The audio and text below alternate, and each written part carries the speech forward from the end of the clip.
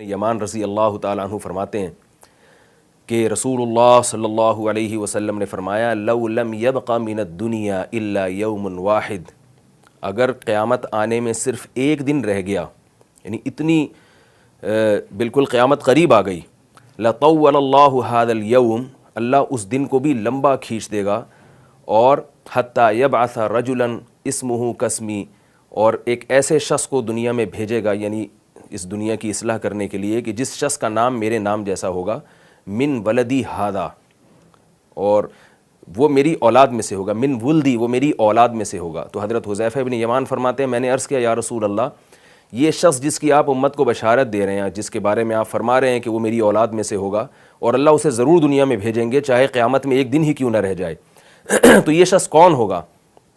آپ صلی اللہ علیہ وسلم نے حضرت حسین پر ہاتھ مارتے ہوئے فرمایا کہ یہ من ولدی ہادا، وہ شخص میری اس اولاد میں سے ہوگا، اس بیٹے کی نسل میں سے پیدا ہوگا، اور وہ شخص سے مراد ہے حضرت مہدی علیہ الصلاۃ والسلام، جو اس امت کی اصلاح کے لیے آئیں گے۔ حضرت عیسیٰ علیہ الصلاۃ والسلام کے دور میں، حضرت عیسیٰ علیہ السلام حضرت مہدی کے بعد آئیں گے، حضرت مہدی پہلے آئیں گے حضرت عیسیٰ سے، تو امام مہدی کے بارے میں بھی اس امت کا اجماع ہے کہ وہ حضرت حسین ابن علی رضی اللہ تعالیٰ عنہ کی اولاد میں سے ہوں گے۔ اللہ نے یہ فضیلت بھی آپ صلی اللہ علیہ وسلم کی اولاد میں حضرت حسین کو عطا فرمائی ہے۔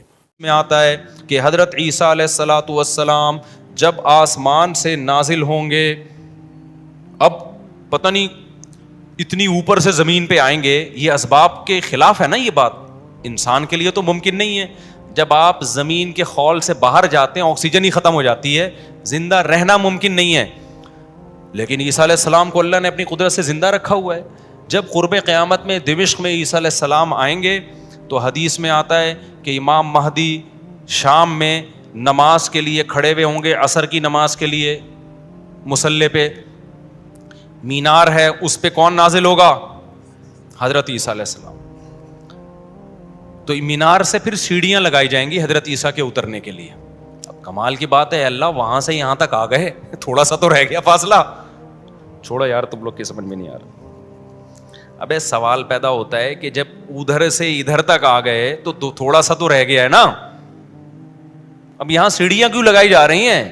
بھائی دنیا کیا ہے؟ دارالاسباب ہے، ادھر سیڑھیوں سے جانا ممکن نہیں تھا، وہ اللہ اپنی قدرت سے ہی لے گیا۔ یہ دنیا دارالاسباب ہے، یہاں پہ کیا لگیں گی؟ سیڑھیاں لگیں گی، وہاں سے نیچے اتریں گے، اتنے بڑے بڑے بال ہوں گے جن سے پانی بہہ رہا ہوگا، کیونکہ حضرت عیسیٰ علیہ السلام کو جب سولی پہ لٹکایا جا رہا تھا اس وقت آپ نے غسل کیا تھا، تو اللہ نے ان کی شکل کا کوئی آدمی کر دیا اور عیسیٰ ابن مریم کو آسمانوں پہ اسی حال میں اٹھا لیا۔ اور قرب قیامت میں جب نازل ہوں گے تو عصابۃ تغزو مع عیسیٰ ابن مریم، نبی نے فرمایا میری اس امت کے لیے جنت کی ضمانت ہے جو عیسیٰ ابن مریم کے ساتھ مل کے جہاد کرے گی۔ حضرت عیسیٰ نے آتے ہی کیا کرنا ہے؟ جہاد کرنا ہے۔ تو اور پھر ایسا جہاد ہوگا اما الاسلام و اما السیف، یا تو اسلام ہے یا تلوار ہے، بیچ کا کوئی راستہ نہیں ہے۔ اور تقاتلون الیہود، سب سے پہلے لڑائی کس سے ہوگی؟ یہود سے ہوگی، عیسیٰ ابن مریم کی، کیونکہ یہود نے آپ کو قتل کرنے کی کوشش کی تھی، تو اللہ تعالیٰ عیسیٰ ابن مریم ہی کے ذریعے ان سے انتقام لیں گے۔ خیر، اب ایسا نہ ہو کل کوئی امام مہدی آ جائے۔ آج کل مارکیٹ میں امام مہدی کے نام پہ منجن ہر تھوڑے دن میں کوئی مہدی۔ میرے والد صاحب ایک واقعہ بتایا کرتے تھے، ہماری محلے کی مسجد میں نا ایک آدمی بہت نیک تھا، عبادت کرتے کرتے نا اس کی کھوپڑی گھوم گئی اوپر سے۔ بعض لوگ بہت زیادہ عبادت کرتے ہیں، دماغ خشک ہو جاتا ہے، خوراک ہوتی نہیں ہے، ہنسی مزاح کی کوئی بات ہی نہیں ہوتی، تو اوپر سے سیٹنگ کیا ہو جاتی ہے؟ آؤٹ۔ تو اس کی سیٹنگ آؤٹ ہو گئی، برا نہیں تھا وہ، میرے والد صاحب کے پاس آیا، کہنے لگا، میرے والد صاحب کو لوگ حافظ صاحب کہتے تھے، حافظ صاحب ایک بات آپ سے کرنا چاہتا ہوں، آپ ذرا نیک آدمی لگ رہے ہیں، صرف آپ سے کروں گا، کسی اور سے نہیں۔ والد صاحب نے کہا کیا؟ کہتے ہیں مجھے نا کچھ الہامات ہو رہے ہیں کہ امام مہدی میں ہی ہوں۔ والد صاحب ہمیں یہ واقعہ سنا رہے تھے، کہتے ہیں کہ میں نے اس سے کہا کہ بس مجھے بتا دیا، میرے علاوہ کسی کو قطعاً نہیں بتانا، ورنہ حالات کا میں ذمہ دار، کوئی بھی پیل دے گا، صحیح ہے نا؟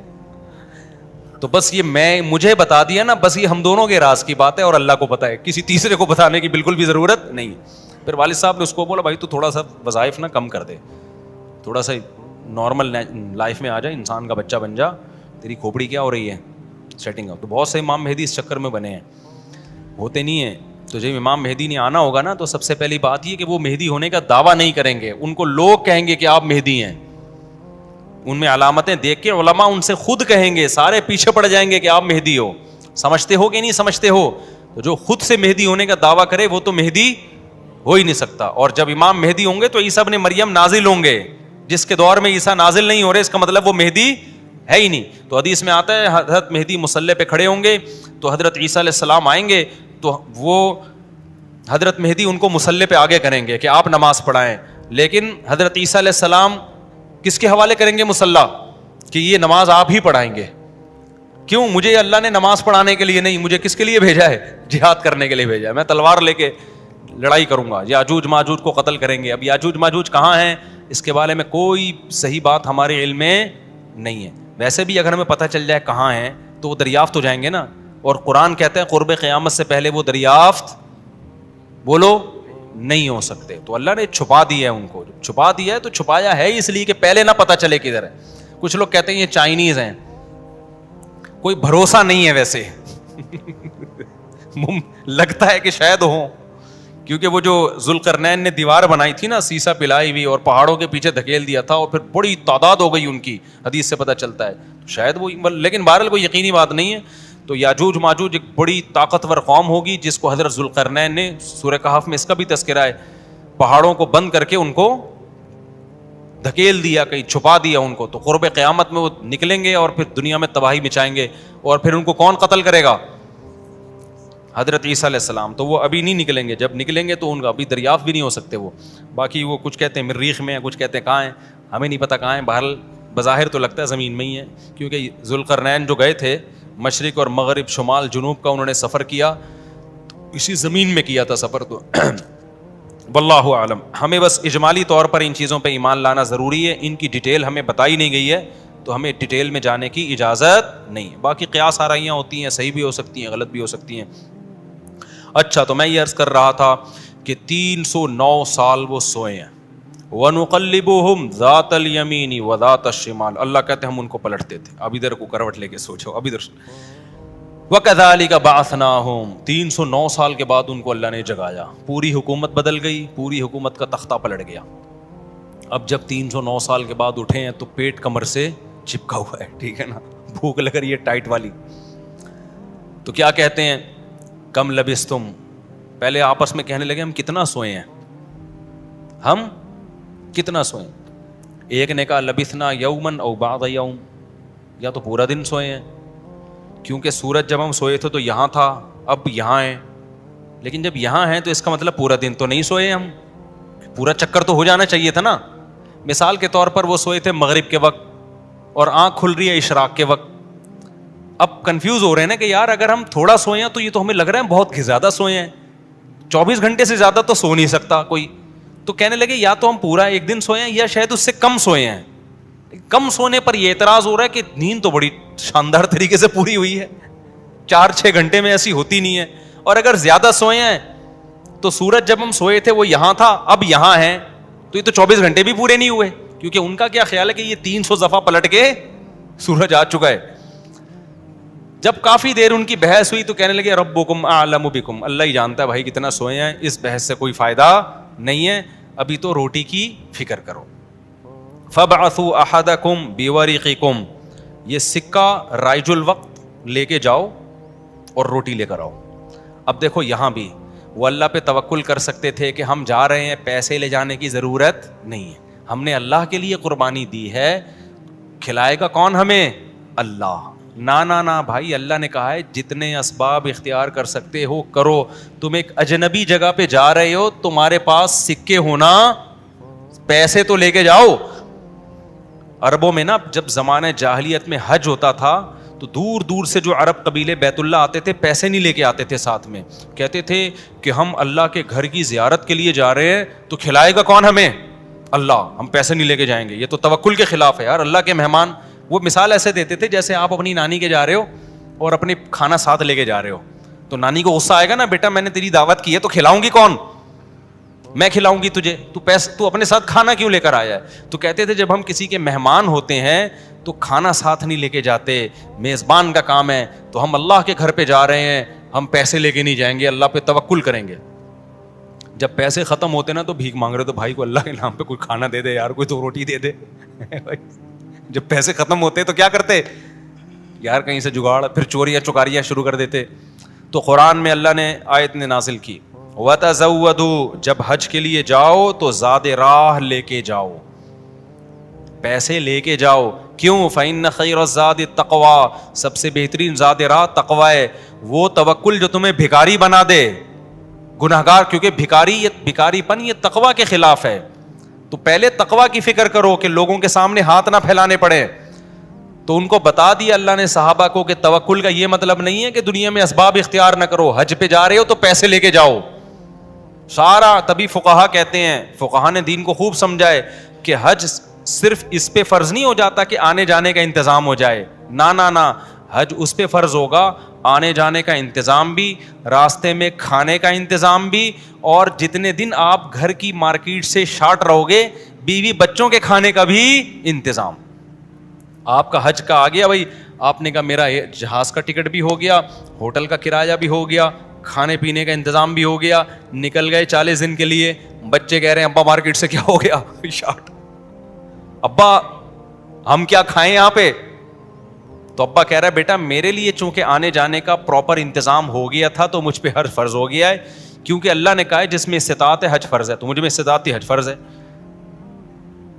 تو بچے کہیں گے ہمارا کیا قصور ہے. اس لیے علماء نے بیان کیا کہ استطاعت میں یہ بھی داخل ہے کہ آپ کا بھی اور جن کی آپ کفالت کر رہے ہو, جو آپ کی شرعاً ذمہ داری ہے, ان کا بھی انتظام ہو. سمجھتے ہو کہ نہیں سمجھتے ہو.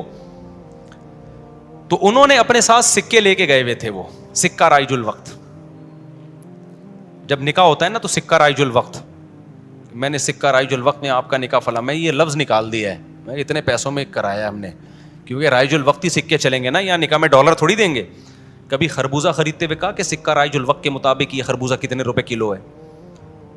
جیسے وہاں سیدھا سیدھا بولتے ہو بھائی خربوزہ کتنے روپے کلو ہے, تو مہر میں بھی وہی ہے. جب پاکستان میں شادی ہو رہی ہے تو پاکستانی روپے میں ہی ہوگی, اس میں الگ سے سکہ رائج الوقت بتانے کی ضرورت نہیں ہے. لوگ کہہ رہے تو سکہ رائج الوقت کے مطابق, تو وہاں سے میری زبان پہ یہ آیا ہے. تو انہوں نے کہا بھائی یہ سکہ رائج الوقت ہے, اس کو لے کے جاؤ اور کھانے پینے کا انتظام کرو.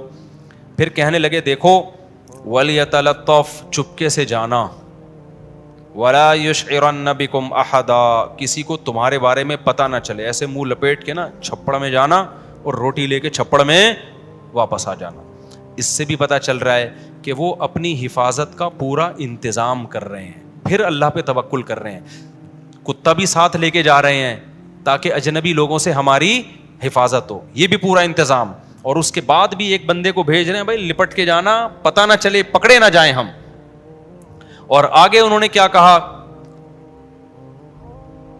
فَلْيَنظُرْ أَيُّهَا أَزْكَىٰ طَعَامًا, دیکھنا پاکیزہ کھانا ہو, حلال کھانا لے کے آنا.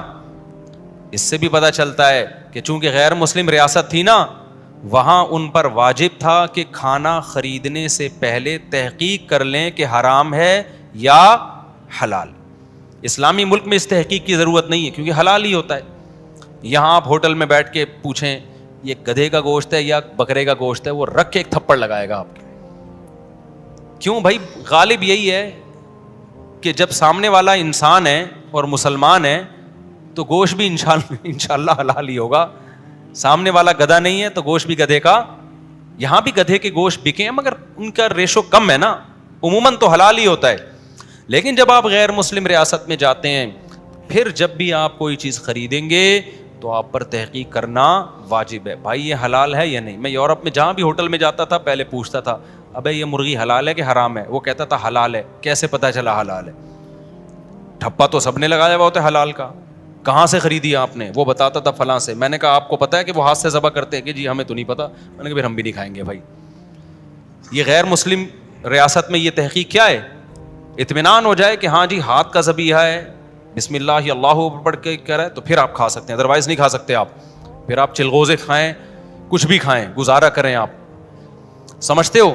تو ان لوگوں نے بھی کیا, حالانکہ یہ کتنے شدید بھوکے تھے نا, ان کو تو چاہیے تھا بولتے یار تو جا اور جو ملے لے آ بس اٹھا کے, ٹھیک ہے نا, جو ملے. ابھی حلال حرام کے چکر میں پڑنے کی ضرورت نہیں ہے, بہت ہو گیا یار, بھوک دیکھ یار, ابھی تو ابھی پھر بھی آگے حلال حرام کی تحقیق کرے گا.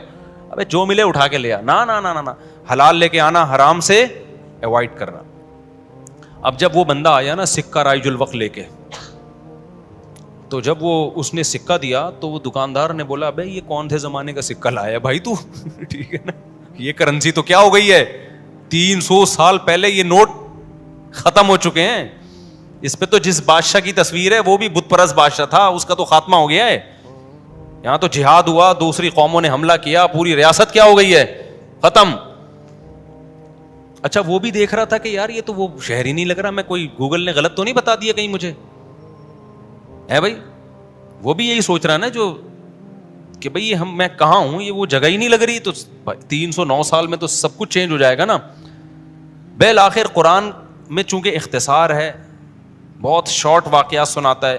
بالآخر کیا ہوا کہ لوگوں نے اس سے پوچھا تم کون ہو, اس نے پوچھا بھائی وہ کہاں ہے, انہوں نے کہا وہ تو 309 سال پہلے ونس اپون اے ٹائم ایک حکومت تھی, پھر یہ ہوا, پھر علامتیں دیکھی گئیں, یہ پرانے سکے نکلے. تو لوگوں کو, اچھا ان لوگوں کی ہسٹری بھی لوگوں کو پتا تھی کہ پرانے وقتوں میں چند نوجوانوں نے اللہ کے لیے قربانی دی تھی اور اپنے علاقے سے ہجرت کر کے چلے گئے تھے, ان کے نام یہ تھے, ان کی علامتیں یہ تھیں. تو اس سے بھی لوگوں کو نا ہسٹری سے پتا چل گیا بھائی یہ کون لوگ ہیں, یہ وہی لوگ ہیں. تو پھر بہرحال جب ہو گیا تو ان کی تو بڑی واہ واہ ہو گئی, یار یہ تو بڑے کرامتی بزرگ ہیں, یہ تو 300 سال سے کہاں سو رہے تھے, غار میں سو رہے تھے. سب نے ان کو بلایا, بھائی ان کا تو بڑا اکرام ہوا. میں اب آگے میں اپنے اسٹائل میں بیان کر رہا ہوں, قرآن میں نہیں لکھا ہوا. جو ہوتا ہے ایسے موقع پہ, بھائی دم کر دیں, ہمارے وہ گنجے کے بال نہیں آ رہے, حضرت اس کے سر پہ دم کر دیں, اس کی شادی نہیں ہو رہی, اس کے لیے دعا کر دیں, اور یہ بچہ مفتی مولوی صاحب میرا بچہ انسان کا بچہ بن جائے. ہم نے جب پیدا کیا تھا اس وقت انسان تھا, لیکن اب جو رپورٹ ہے اس کے مطابق یہی جو شکایتیں آ رہی ہوتی ہیں, کوئی پھونک لگا دیں, کوئی تبلیغ میں نکال دیں, کوئی نصیحت کر دیں, جو بھی ان کا اتنی عزت ہو گئی. پھر انہوں نے وہ سب آ گئے اور ان کی بڑی, جو اللہ نے نا ان کی دعا ایسے قبول کی کہ بجائے ہجرت کرنے کے انہی کے وطن کو ان کے لیے سوٹیبل بنا دی. اور بالآخر ایک وقت کے بعد ان کی طبعی موت ہوئی. تو اب لوگوں میں جھگڑا ہو گیا, بھائی ان کی موت واقع ہو گئی ہے.